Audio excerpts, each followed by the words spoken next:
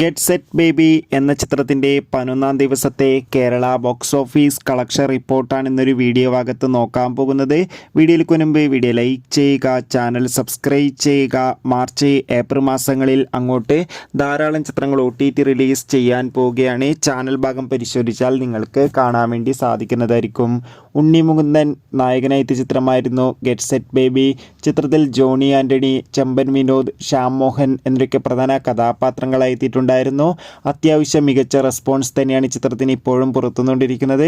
അതുകൊണ്ട് തന്നെ ഏവരുമേറെ ആകാംക്ഷയോടെ ചിത്രത്തിൻ്റെ കളക്ഷൻ റിപ്പോർട്ട് അറിയാൻ വേണ്ടി കാത്തിരിക്കുകയാണ്. ഇന്ന് 11-ാം ദിവസവും അത്യാവശ്യം ഒരു ആവറേജ് ബുക്കിംഗ് ചിത്രത്തിന് നടക്കുന്നുണ്ട്.